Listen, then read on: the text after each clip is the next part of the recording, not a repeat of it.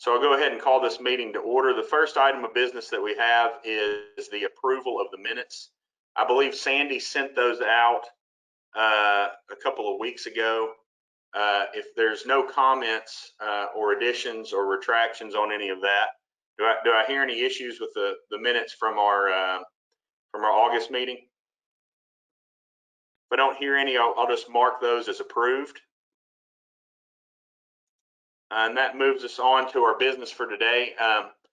Our first item A is an update on our FY21 revenue projections, and these are those projections that we had flagged kind of when we were budgeting back in the early part of the pandemic, and we'll look to Mr. Arnold to provide us an update on those. And Bobby, I can share my screen on the sheet that you sent out. Okay, thank you, Paul. Good morning to everyone. Good morning. Good news is we continue to experience some favorable variances, particularly on the sales tax. So these sales tax numbers that I'm going to speak to, we've actually received the sales tax payment in September already. So these would be September year-to-date numbers. On the local sales tax, we're at $5.5 million, $5.52 million. That's 32% of our annual budget. So recognizing that there's seasonal impacts, we would hope to be at 25% of our annual budget through September, but we're actually at 32%. And that's about $300,000 or so, or 5.5%, 5.5% above the first 3 months last year. State sales tax, very similar result. September year-to-date, $1.5 million. That's at 27% of our annual budget, and that's about 4.4% above the first 3 months last year. So sales tax numbers continue to look good. Hotel tax, when I checked these numbers a day or so ago, we had not received our September payment. So these would be August year-to-date numbers. We're at $109,000. That's 26% of our annual budget. So our target through August would actually be 16.6%. So you can see, although our hotel tax is tracking below the prior year, it is tracking ahead of what we had budgeted for at this point. So good numbers there. Yeah, and to kind of speak to that, especially the hotel tax, we're seeing, Mr. Arnold and myself, we had talked about previously about how, there's two things: how deep is the issue and how long will it go? But we're seeing that we had some significant reductions in those hotel motel taxes in the onset in West Tennessee of COVID-19, but we've recovered substantially faster than I think we first had projected. So that's encouraging. We'll look to, when I get those updates from Lori here a little later in the month, maybe early next month, I'll make sure to forward those on. But the next month should be a good indicator of how fast we've recovered. On the sales tax, it seems like there's a couple of different factors that are playing into that. One, I would assume, is some pent-up demand that we're seeing as our fiscal year began, as we were kind of coming out of a lockdown scenario, as well as the sales tax, the online sales tax distribution. I think we're all appreciative of a more equitable arrangement that the state's done on that, and so we're seeing the benefits of that.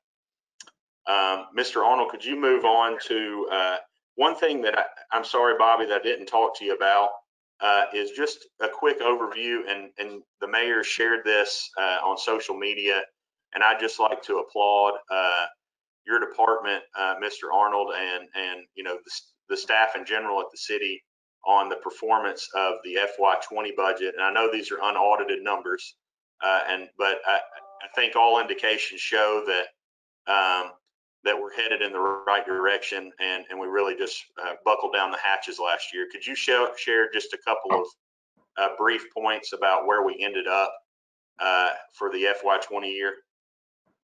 Sure, I can do that. I'm trying to find information. I've got the statement here, if that helps. Sure. So, the good news there on the preliminary results for June 30th compared to budget, and certainly compared to the prior year and compared to what we had estimated to be at. And these are unaudited numbers, as Paul alluded to, but don't anticipate any, hopefully any material adjustments to these numbers. When we were preparing the FY21 budget, we had estimated for the general fund a small deficit of about $349,000 for the year. Our preliminary results indicate a surplus for the general fund of $2.7 million, so about $2.4 million better than what we had estimated in our budget work. As we looked at next year's budget, we estimated this year's results. And not all of that, it's kind of split between positive revenue variances and expense variances as well. But obviously, although we did perform better on the expense side compared to budget, the more favorable revenue variances than what we'd estimated were a contributing factor as well. So, and that's the general fund. I believe I'm correct in pretty much every fund. I don't have that in front of me, but we looked at every fund and in that same manner. And I think I'm correct that there was really either favorable variances or no material negative variances on any of the fund's preliminary results for 2020 compared to what we had estimated. So all good news there. Excellent. Excellent. Thank you very much for that. I know I kind of put you on the spot there. No problem. I just want to again commend you and your staff and the city in general on the excellent work for FY20. Thank you. Let's move on to item B for the fire apparatus lease proposal. Hey, Paul, before we move to that, I might offer just one more comment on revenues for the benefit of the committee. At least if you look through August, that category state shared revenues, which includes a lot of other state shared revenues other than sales tax, for that entire category of revenue, we are tracking again above our budgeted numbers. Excellent. Yeah, so forward off of that. So sure, we can move to the proposed lease purchase proposal for the Jackson Fire Department. Our fire apparatus fleet is old, and we actually began a process this past fiscal year. Some of you may remember where we included about $600,000 in the FY20 capital budget to acquire one new piece of fire apparatus. I believe it was a pumper truck, if I'm not mistaken. Yeah. So continuing to try to address that need so that we've got the equipment that our citizens expect us to have in order to meet their fire protection needs. The city's pursuing a lease purchase proposal. And basically what this proposal would call for was an amount not to exceed $5 million. And with that lease purchase amount, we would be replacing 3 pumpers, 2 rescue pumpers, 1 107-foot ladder truck, and 1 100-foot heavy-duty tower. This equipment that we would be purchasing through the lease agreement is manufactured by Pierce Fire Equipment. I think they've been a frequent vendor in the past. I think we bought this last new pumper from them this past year. This was acquired through HGAC, which is a national-based government procurement contract.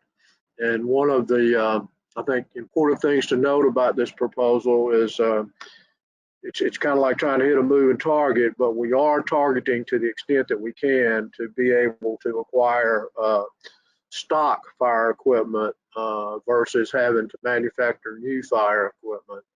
And timing will have a lot to do with how successful we are in doing that. But if we're able to do that, it would save us some amount of money. So this is a work in progress, and will be coming to the council for their first review of this this next month's meeting. So the lease itself is a lease proposal with PNC Equipment Finance LLC. It's a 10-year lease purchase agreement, and the number that we're working with currently now would be 10 annual payments, and the annual payment would total $577,214. That's based upon a principal of $5 million and a 2.7% interest rate. That was the last interest rate quote that we had from them, and that was toward about a month ago now, so toward the end of August. The way that will work is we move toward, hopefully move toward approval and executing the lease. We will get an updated interest quote. Hopefully it will be lower, but we'll get an updated interest quote that will be good for 7 days if we approve this and work to finalize the agreement.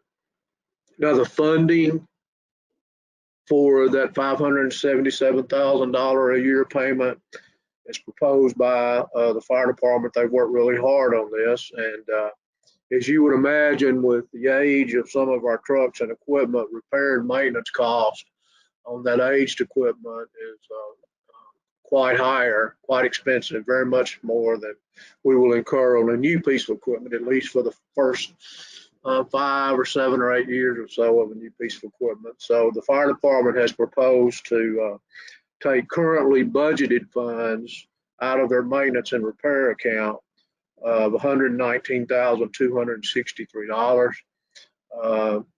Leadership at the fire department has been reviewing their staffing model as well, and they've been moving toward a new staffing model, which will result in fewer positions being required. That when you look at the dollars from the current salary and benefit budget that will be saved through that process, that's about $589,000. So between those two sources, that's the plan to fund the annual payment. Now, the reason those numbers are, in total anyway, are higher than what the annual payment is, that recognizes I guess, the fact that we may or may not be successful in being able to acquire all stock equipment.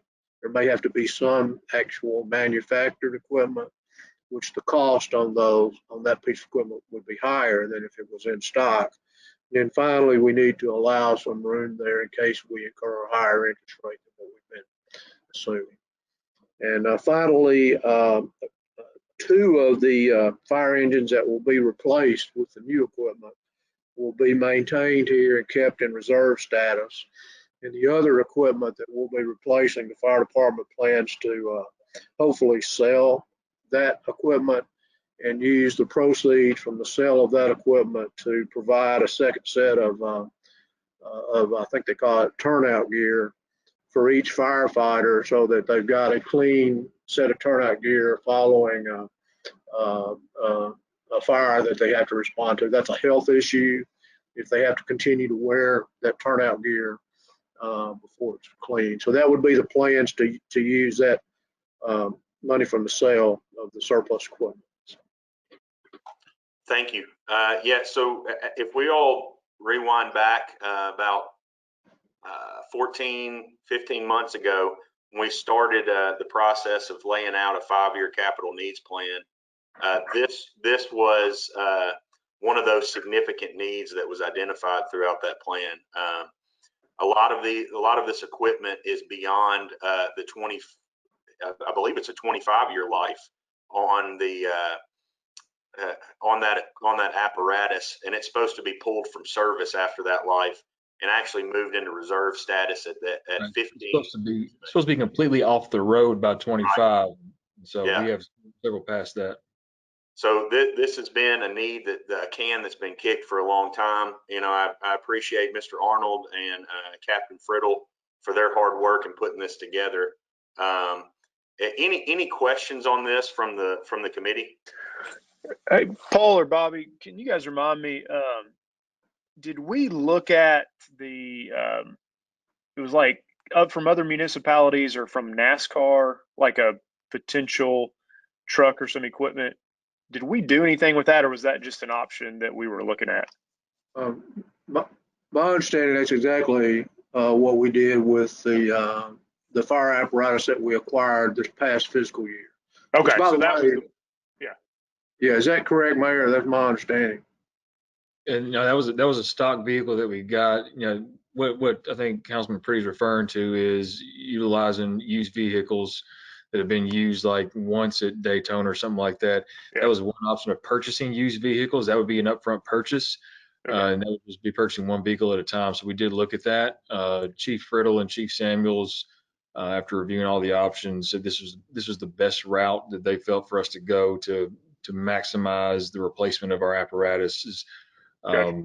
Were the ones that need So to it's be just a different solution, but Yeah. to the same problem we Same. were looking at. Okay, gotcha.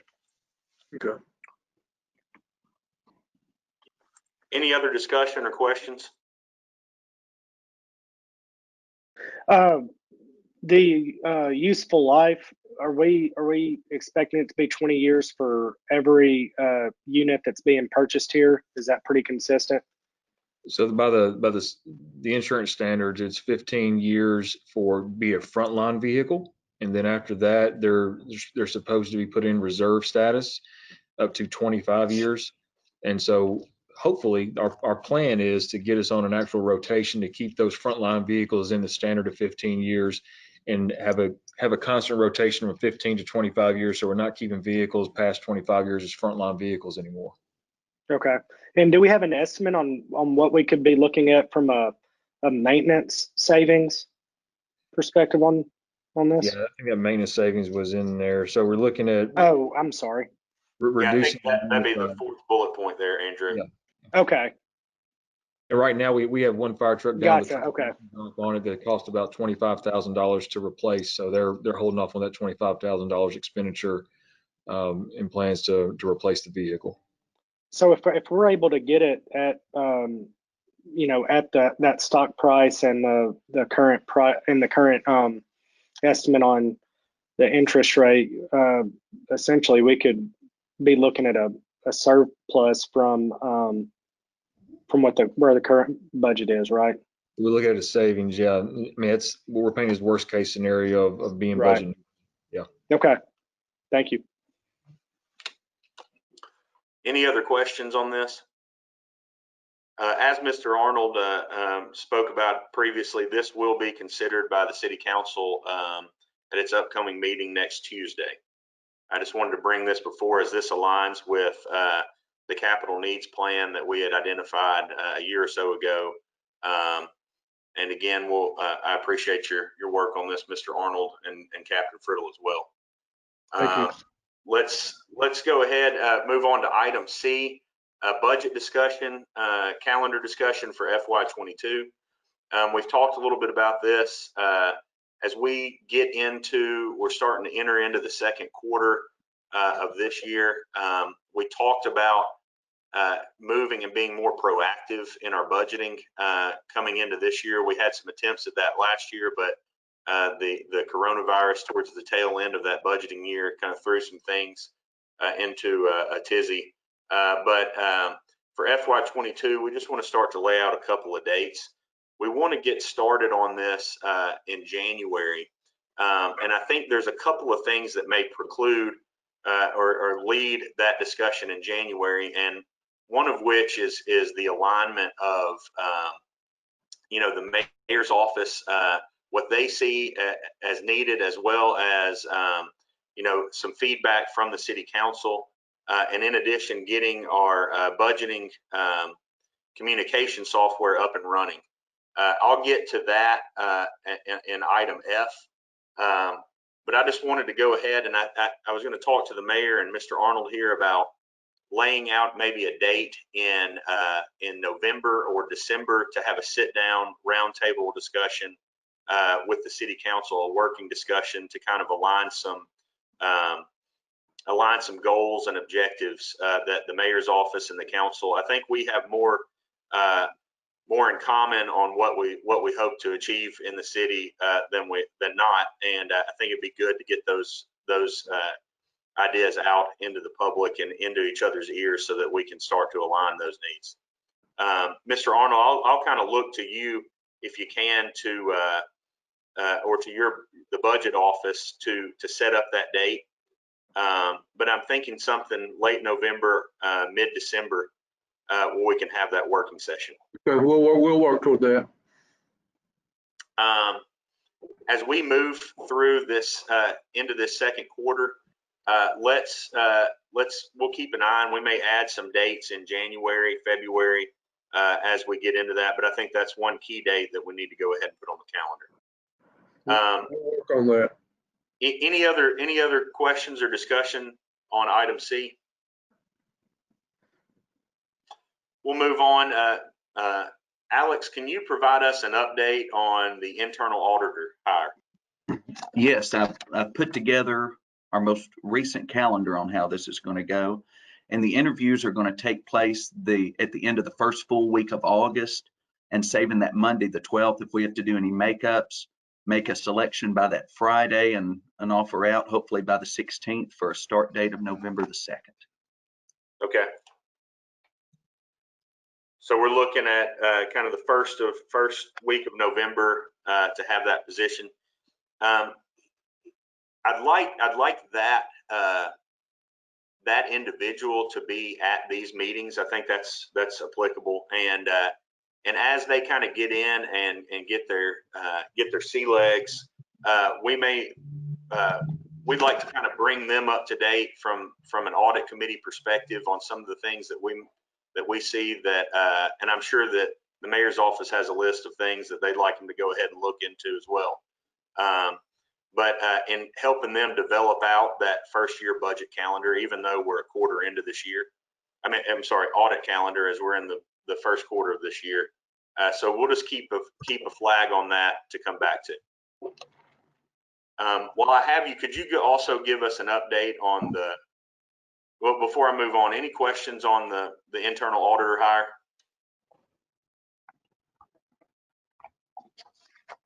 Alex, could you also provide us an update on the fraud, waste, and abuse reporting policy?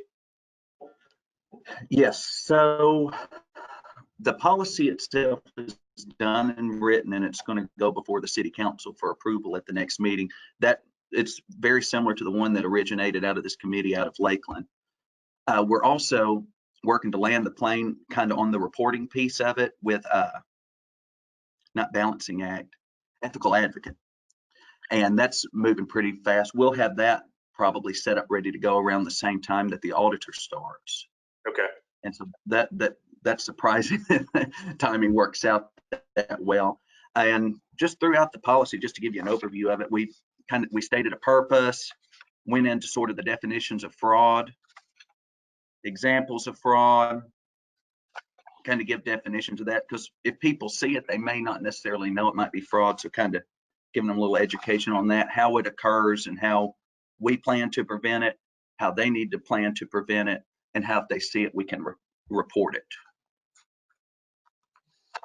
Yeah, and kind of my overview of that, it looks like we've got a hierarchy of reporting throughout the city, as well as if the need arises, and I think I would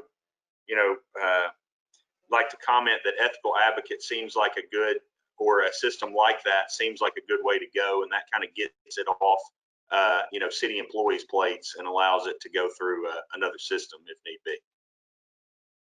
Yes. And right now, the main part is just working out the exceptions. If somebody reports, and let's say, just for example, they mentioned my name, well, I don't need to see that.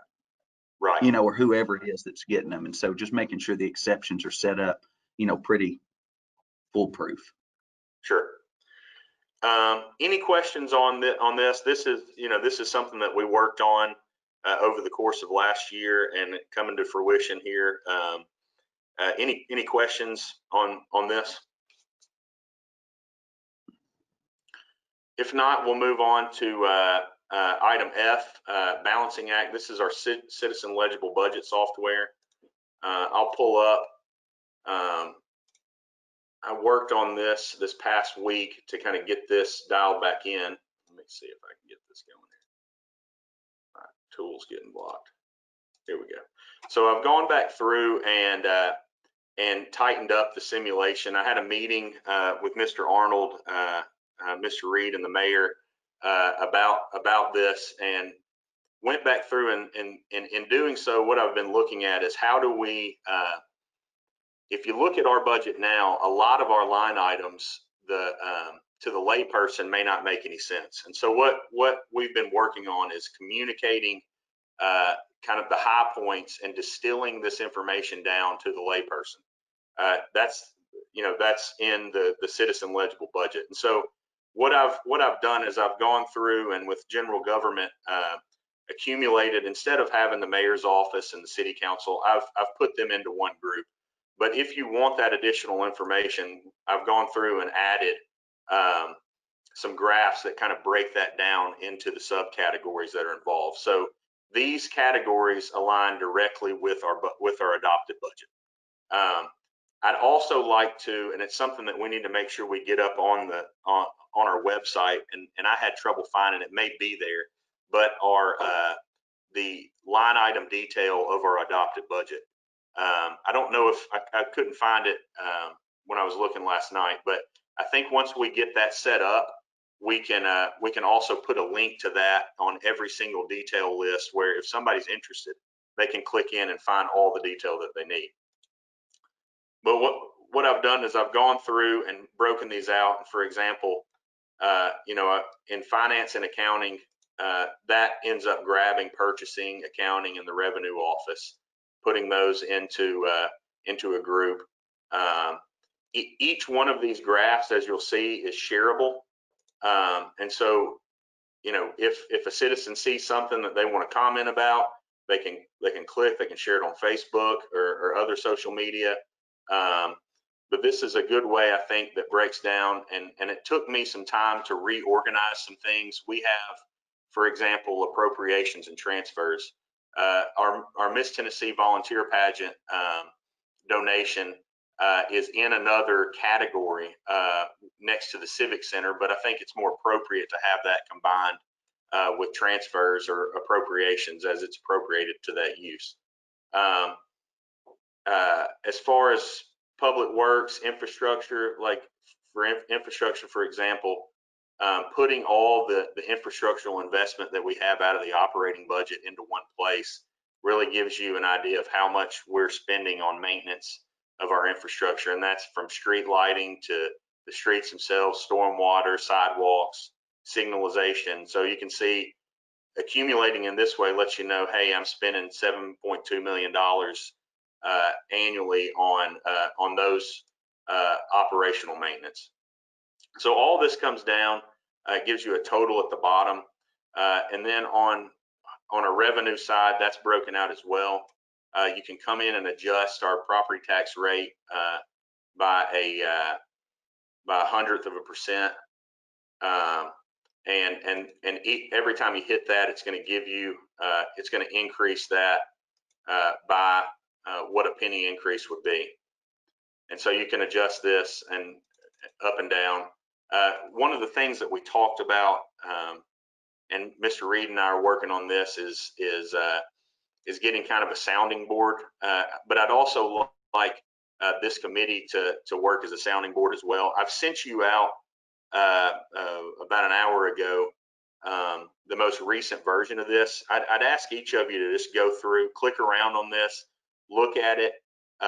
There's the opportunity for some situational questions and prompts. If you have any thoughts about what those may be, share those with Alex, the mayor, and myself, and we'll work on those as well as with our with our other group to kind of consolidate some ideas on what the prompts that we want to ask the public about. I'm hopeful that we can have this rolled out within the next month or so and put on the website. I think it could go on as it is today in its general format, and we can edit and add prompts as need be. Let's see here. The other component that we have that I really like about this is the taxpayer receipt, and so I've set that up as well. And this is just a quick questionnaire. Ask you what your annual income is, what your age is, what percentage of goods that you buy in our community. Let's say I purchase 75% of my groceries and products here in Jackson. Do I own a home? Let's say what's the median? 135,000. And so you can view your tax receipt. And what this does is it pulls all the information from our budget and puts it in those same categories, so the taxpayer can see exactly, well, not exactly, but an estimate of what their taxes are going towards each year. For example, like our venues, that taxpayer would contribute about $33 a year towards our venues, and those venues would be, Omen, the ballpark, fairground, civic center. And it breaks down, how much are we paying each year? Now, some people may see this and think, hey, am I paying $270 a year for police? Maybe I could pay $10 more to have some additional patrols in my neighborhood. I'd be willing to foot that. So they can come down here at the bottom, click this, and it'll take them directly to back to our budget. I've given some disclaimer here at the front end of this that, as you all know, we adopted a budget that was not balanced this year due to the COVID-19 pandemic and those revenues that we talked about at the beginning of this meeting.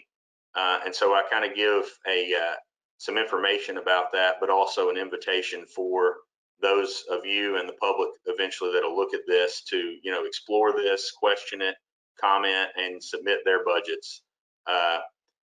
And it's just, I think this will be a powerful tool for us moving forward on gathering data on what the community wants and needs are.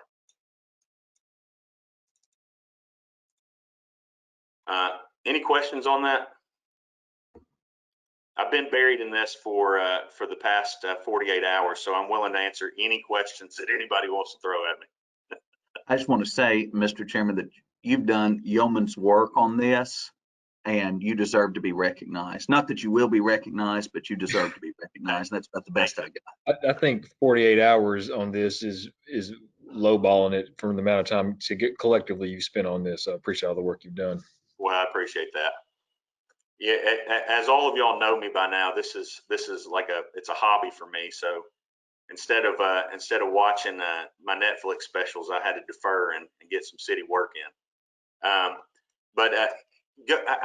Again, I invite you to kind of go through this, look at this. If there's things that you have questions about, if there's things that you see that aren't communicated clearly, those are the issues that we're trying to massage out over the next month. If you've got suggestions on opportunities that we can input into our spending categories, or if you'd like some more information on it, you can contact me. After the meeting, I'm happy to share that. But I think this is a great opportunity for us to engage with the public. Let's see. If there's no other questions on that, I'm going to kind of piggyback into that. We've been working, Lauren Kirk's been leading an innovation committee, and I think this eventually will become a part of that. And some of the things that we've been looking at are some accounting software, as well as some central hub for data distribution. Our hope is that eventually all this will be wrapped up into one type of software that can control all of this information and make what I spent the last couple of days working on a whole lot easier and reflective directly of what we're budgeting and what our expenditures are. But there'll be more updates to come on that. We're still kind of in the early point of analyzing some of those software needs. But where those needs intersect with the budget committee and the audit committee's oversight and role, I'll bring you guys up to date on that. The only other thing I've got is just a reminder that next month we're scheduled to have our first quarter review and look at our financials. And if there's no other business, I'd move to adjourn.